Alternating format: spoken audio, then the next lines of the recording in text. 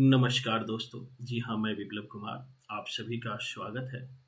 दोस्तों, सफलता की कहानी सीरीज में आज जिनसे मैं मिलवाने जा रहा हूँ वो है भावना जी, जिन्होंने कठिन मेहनत करके शानदार सफलता पाई है नेट और जेआरएफ के एग्जाम में। तो आज सफलता की कहानी सीरीज में उन्हीं की जुबानी सुनवाने जा रहे हैं दोस्तों। उससे पहले मैं अब्दुल कलाम जी के एक कोटेशन से इंटरव्यू की शुरुआत करूंगा। अब्दुल कलाम जी ने कहा था, आप अपना भविष्य नहीं बदल सकते, आप अपनी आदतें जरूर बदल सकते हैं। मैं मानता हूं कि आप अपना भविष्य नहीं बदल सकते हैं, लेकिन अपनी आदतें जरूर बदल सकते हैं। और निश्चित रूप से आपकी आदतें आपके भविष्य बदल देगी।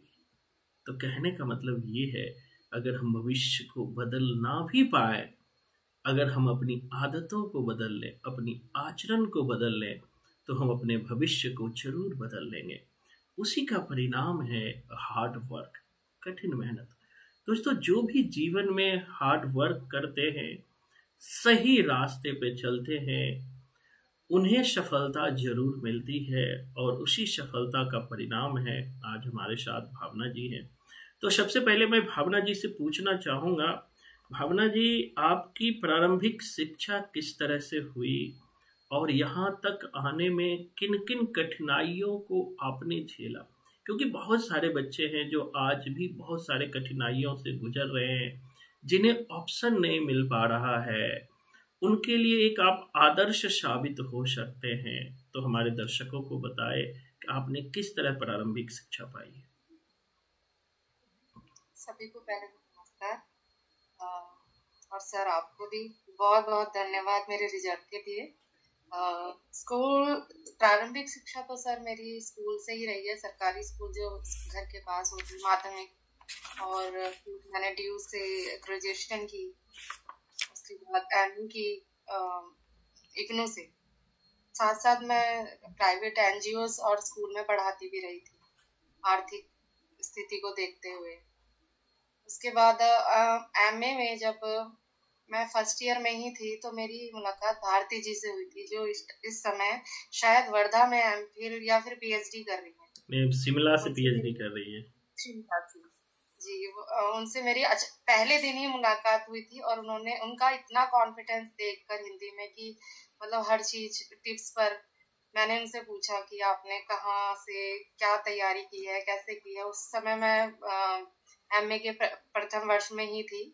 उसके बाद भारती जी ने मुझे आपका नंबर दिया और मुझे बताया लोकेशन की वहां जाइए और बिल्कुल 100% आपको रिजल्ट मिलेगा।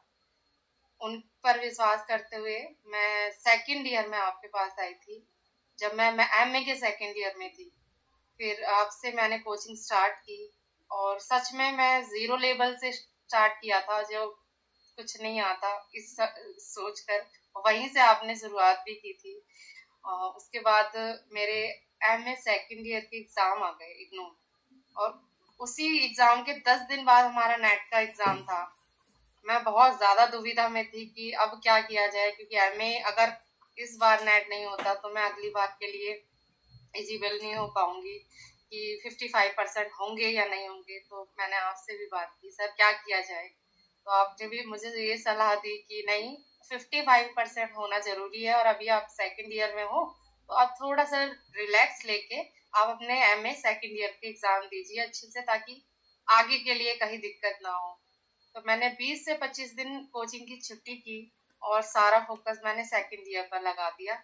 और उस समय उस बार मेरा नेट नहीं हुआ था, लेकिन फिर उसके बाद ही मैंने दोबारा जैसे ही सेकंड ईयर के एग्जाम देकर आपके पास दोबारा से आई, गैप करके।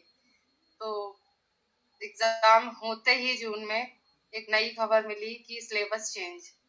वो बहुत बड़ा शौक था कि ये क्या हुआ, अभी हमने तो सारा 6 महीने 5 महीने सारा का सारा सिलेबस तैयार किया था और ये क्या हुआ। सिलेबस चेंज तो हुआ ही, फर्स्ट पेपर का भी सेकंड का भी, और एड ऑन और कर दिया। सारी विधाएं डाल दी, कहानी वगैरह जो टेस्ट पढ़ने थे हमें वो सारे डल गए। अब तो मुझे लगा कि पता नहीं, हम मैं उस टाइम पे बहुत ही नकारात्मक रूप से परेशान थी कि ये क्या हो गया। फिर दोबारा से आपके पास मैंने 6-7 महीने दोबारा ज्वाइन किया, फिर से शुरू किया कि नहीं अब दोबारा से शुरुआत करनी चाहिए। और मुझे बहुत पूरा सच में विश्वास था आपके पास जाकर कि नहीं, मैं हमेशा जुड़ी रहूंगी और मैं कर लूं। फिर ये सेकंड ईयर का रिजल्ट भी आ गया और उसी दौरान मैंने बीएड का एंट्रेंस दिया था, वो भी मेरा क्लियर हुआ और मुझे बीएड का रुख करना पड़ा क्योंकि मजबूरी थी। एक साइड बीएड था और मैं नेट की भी तैयारी, नया सिलेबस लेके चल रही थी, और एक साथ में मेरे जॉब भी थी उस टाइम पर। स्कूल में एक एनजीओ में पढ़ा रही थी, मैं एनजीओ के थ्रू स्कूल में पढ़ा रही थी, और इतना आर्थिक रूप से वो भी मैं नहीं छोड़ सकती थी उस दौरान। लेकिन फिर मैंने बहुत बड़ा डिसीजन लिया कि नहीं नहीं, जॉब अब छोड़ के मुझे नेट जेआरएफ पर फोकस करना है, बीएड करनी है, तभी मैं कोई अच्छी जॉब और मिल सकती है मुझे। फिर मैंने, जैसा कि क्षमा कीजिए कि मैंने आपसे 2 साल का गैप ले लिया था, क्योंकि मैं सक्षम नहीं थी। मैं सक्षम नहीं थी कि इधर मैं जेआरएफ करूं और उधर मैं बीएड का पूरा सिलेबस संभालूं, फाइल तैयार करूं, सर्वे करूं। तो सर बहुत परेशानी होती थी और 2 साल मैंने आपसे ब्रेक लिया, लेकिन आपकी सारी बात मैंने मानी। उन 2 साल कोरोना भी चला हमारे साथ, कोरोना बीमारी, लॉकडाउन स्थिति सब देखते हुए मैंने आपकी सारी बातों को ध्यान रखा। एक तो रामचंद्र शुक्ल जी आपके कहने पर, और सारी टेक्स्ट मैंने सारी की सारी खरीदी और सारा साइड बाय साइड पढ़ती गई और इधर बीएड को देखती रही। मेरा बीएड अभी अगस्त में क्लियर हुआ है, 2021 अगस्त में। और उसके बाद जैसे ही मेरे बीएड का रिजल्ट आया, मैं फिर से आपके चरण में आ गई। जैसे कि अभी 5-7 महीने से दोबारा 5-6 महीने से पढ़ा और इस बार सारा फोकस छोड़ के बस आप ही क्लास पर थी और दोनों पेपर की क्लास ली आपकी, और नेट फाइनली पास कर गए। नेट आ गया मेरे पास। बिल्कुल बिल्कुल, बहुत अच्छी बात है। आपका संघर्ष एक लंबा संघर्ष रहा है, जो गांधी जी का संघर्ष विराम संघर्ष की नीति रही है। गांधी जी ने असहयोग आंदोलन, गांधी जी जो भी आंदोलन करते थे उनकी रणनीति पे आप चलने थे कि संघर्ष करो, फिर थोड़ा दिन विराम करो, फिर संघर्ष करो। तो बीच में बहुत सारे लोगों को समस्या भी आ जाती है। मैं जानता हूँ बहुत सारे हमारे बच्चे हैं जो बीच में पर्सनल प्रॉब्लम के कारण या कोई समस्या आ गए, बीच में कोई बीएड आ गए। इसी का उदाहरण मैं बताऊंगा कि अभी वर्धा में पीएचडी में भी एडमिशन हुआ है, मतलब अंजू और कल्पना का। तो वो भी मतलब कि बीच में बीएड करने लगी थी, तो इस कारण से उसका भी 2 साल गैप हो गया। लेकिन बताइए कि सर, जो होता है अच्छे के लिए होता है। तो मैं तो सारे बच्चों को कहता हूँ कि कभी घबराओ मत जीवन में। जो आपके साथ हो रहा है वो अच्छा ही हो रहा है। आपको अभी लग रहा है कि हो सकता है बुरा हो रहा है, लेकिन भगवान जो भी करते हैं अच्छे ही करते हैं। बहुत बहुत धन्यवाद। दूसरा सवाल है कि मैं सबसे पूछता हूँ कि कोचिंग ज्वाइन करने से पहले और बाद में आप क्या बदलाव देखे अपने में? जैसे कि लोग कहते हैं अरे हिंदी से एमए कर रहे हो, हिंदी और कोई सब्जेक्ट नहीं था क्या? लेकिन मैं तो ये कहूंगी हिंदी में भी एमए की, और करने उस समय छोटे से राइटर से लेकर बड़े के राइटर, कोई भी राइटर जो बहुत फेमस है, हमें उसके बारे में तो बहुत नॉलेज नहीं थी। हालांकि हम एमए कर रहे थे, लेकिन आपके पास आके जड़, पूरी जड़ से समझ आना, हर आदिकाल को कहाँ से शुरुआत हुई, हर चीज मतलब स्टोरी की तरह आप जो समझाते हैं एकदम दिमाग में सेट हो जाती है। जैसे उसके साथ इतिहास जुड़ता ही है, हिंदी में हमारे इतिहास जुड़ा ही है, इतिहास और हिंदी का मिलन बन के ही साहित्य बना है।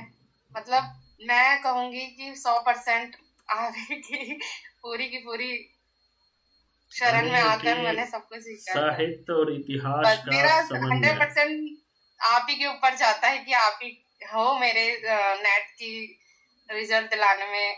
बिल्कुल बिल्कुल। हम देखो, मदद बहुत जरूरी होता है जीवन में, मेरा मानना है। खास करके जो हमारे सफल छात्र हैं उनको मैं आह्वान भी करता हूँ कि बहुत सारे बच्चे भटक जाते हैं, इधर जाके उधर जाके, उनका टाइम भी बर्बाद होता है, पैसे भी बर्बाद होता है। उन बच्चे को कहता हूँ कि सही गाइड करो, सही जगह भेजो। अगर मैं अच्छा लगता हूँ तो मेरे पास भेजो, अगर कोई और अच्छा टीचर है तो उनके पास भेजो। लेकिन उनका टाइम सबसे बड़ा टाइम होता है, ये टाइम ना बर्बाद हो। ये पर्सनल मैं भी सर महसूस करता हूँ। हाँ जी, बिल्कुल। ये जो आप समय की बात कर रहे हैं, मैं थोड़ा सा और बोलना चाहूंगी। मुझे कई लोगों ने बोला कि यार आप 2-3 साल से नेट की तैयारी कर रहे हो, आपका हो नहीं रहा, कुछ और ट्राई कर लो, ये नहीं हो पाया तो क्या होगा। लेकिन आप जो बीच बीच में मोटिवेट करते रहते हैं, बस मैंने वही पकड़ के रखा कि नहीं, सकारात्मक रूप से हमें तैयार रहना है, सकारात्मक रहना है। होगा, क्यों नहीं होगा, 100 लोग कह रहे हैं तो कोई नहीं, हमें अपना पता है कि हाँ होगा। और बिल्कुल बिल्कुल। बहुत लोगों ने कहा कुछ और कर लो, लेकिन मैं किसी को क्या बताती कि मेरा साथ में बीएड भी चल रहा है। अब हर चीज किसी को बता के चलना नहीं ठीक है, नहीं हो पा रहा मुझसे, यही था बस। लेकिन अब बीएड के बिल्कुल साथ साथ बिल्कुल। आज आपने मुझे पहुंचा ही दिया नेट तक। बिल्कुल बिल्कुल। धन्यवाद एक, सर, बहुत हाँ, तहे दिल से हाँ धन्यवाद। धन्यवाद। एक सवाल प्राय आता है, बहुत सारे बच्चे को मैं देखता हूँ कि हिंदी तो पढ़ते हैं वो, लेकिन फर्स्ट पेपर नहीं पढ़ते। इस बारे में आपका क्या ख्याल है? हाँ जी सर, फर्स्ट पेपर बहुत जरूरी है।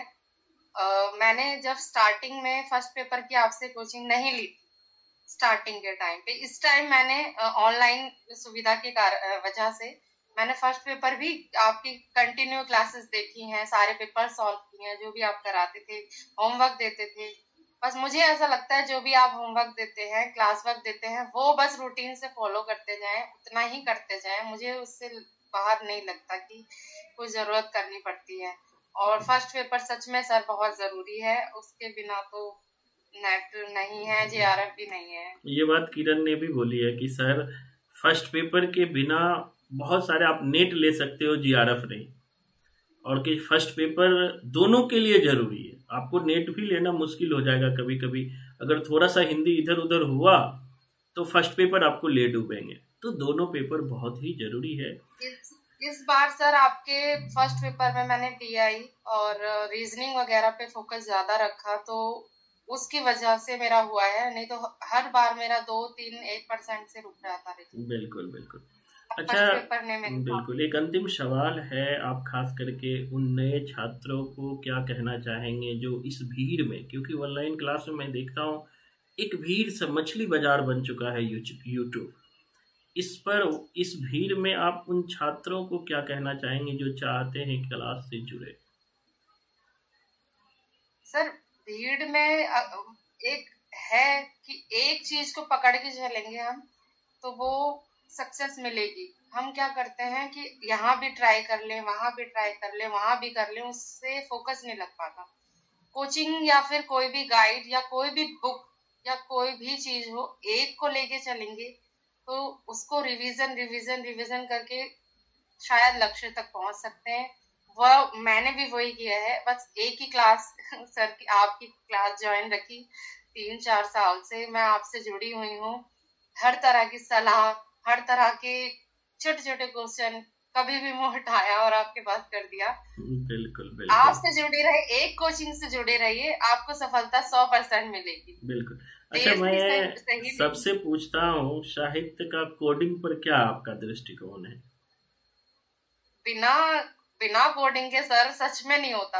अगर हम कोडिंग से करते हैं तो उस कोडिंग को इतनी सरल तरीके से कहानी की तरह याद कर लेते हैं कि ये कहानी है, और वहां जाके अगर वो क्वेश्चन एग्जाम सेंटर में अगर वो क्वेश्चन आता है तो हम वही कहानी याद कर लेते हैं और बिल्कुल आराम से, टाइम से भी पहले वो सॉल्व हो जाता है क्वेश्चन। बिल्कुल बिल्कुल। कोडिंग की बहुत बड़ी महत्वपूर्ण है यहाँ पर कोडिंग हमारे लिए। बिल्कुल बिल्कुल। अच्छा, सफलता में आप सहायक किन किन लोगों को मानते हैं जिन्होंने दिल से आपको मदद किया? मेरे अलावा, मैं तो साथ रहा ही हूँ, तो उनका जी, भी नाम होना सबसे चाहिए। बड़ा श्रेय तो आप ही का है।